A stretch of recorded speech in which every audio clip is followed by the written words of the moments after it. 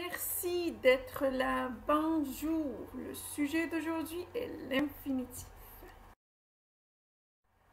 On va parler de ses caractéristiques, de ses emplois et des contraintes d'utilisation.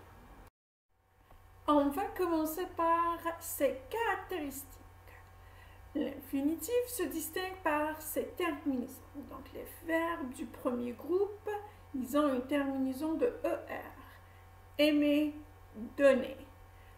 Ceux du deuxième groupe, ils ont une terminaison de IR. Réfléchir.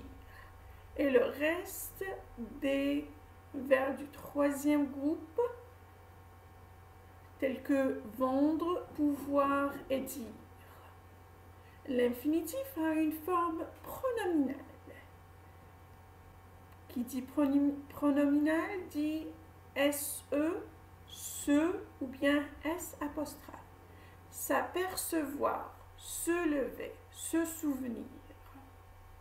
Il a aussi une forme passive. Être fermé, être dit. Cette porte doit être fermée la nuit. Il a également une forme négative. Ne pas aimer, ne jamais dormir, ne plus venir. Il vaut mieux ne rien dire. Il a aussi une forme passée. L'infinitif passé qui exprime une antériorité. Un exemple. Il me semble lui avoir dit. Elle espère être arrivée avant midi. Il peut être aussi remplacé par le nom. C'est la forme nominale du verbe. Il aime lire. On remplace lire par un nom. Il aime la lecture. Le dîner, le déjeuner, le boire, le manger. Comme le nom, l'infinitif est souvent utilisé après une préposition. De, à apostrophe, pour, après, sans. Elle est contente de partir. Sortez sans faire de bruit. Il peut également exprimer l'ordre, le conseil, les directives. Ne pas marcher sur la pelouse. Boire frais de préférence. Maintenant, on va parler de ses emplois. L'infinitif est employé après certains verbes. Des verbes de mouvement, aller, venir, sortir, descendre, monter, courir. Elle est sortie acheter du pain. Les verbes modaux. Falloir, devoir, pouvoir, savoir, oser, paraître, sembler. Je n'ai pas voulu y aller. Elle n'a pas su répondre. Des verbes qui expriment la croyance, la supposition. Croire, estimer, penser, dire. Il pense avoir fini avant midi. Elle suppose pouvoir venir en été. Les verbes qui expriment le désir, l'intention. Espérer, souhaiter, désirer, aimer, adorer. Nous espérons recevoir bientôt de vos nouvelles. Les verbes qui expriment la perception.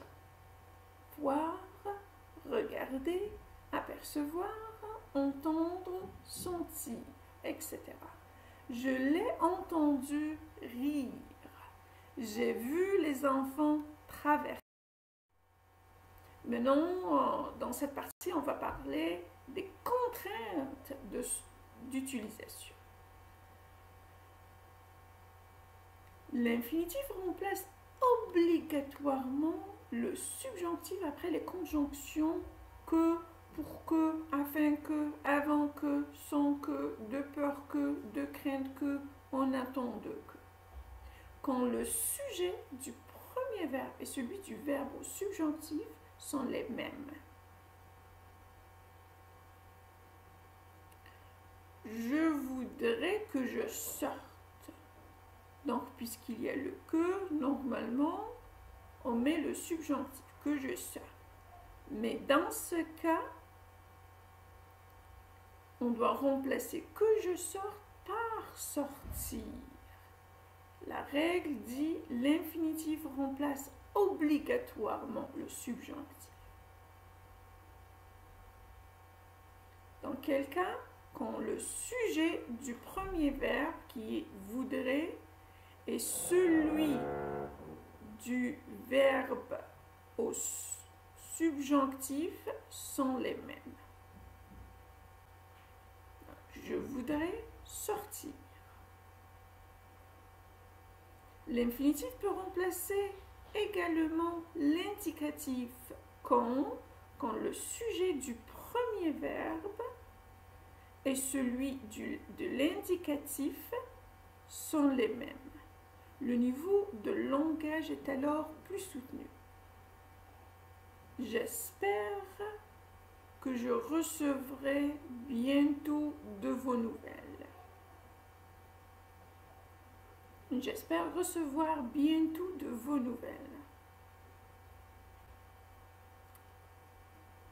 Dans ce cas, ce n'est pas obligatoire. Par contre, le cas du subjonctif, on est obligé de remplacer le subjonctif par l'infinitif. Dans cette partie, vous avez deux exercices. Exercice 1, transformer l'infinitif en nom, comme dans l'exemple, il aime lire, il aime la lecture. Et le deuxième exercice, vous remplacez le verbe souligné par l'infinitif. Merci pour votre attention et votre temps. Je vous souhaite une excellente journée. Merci. Au revoir.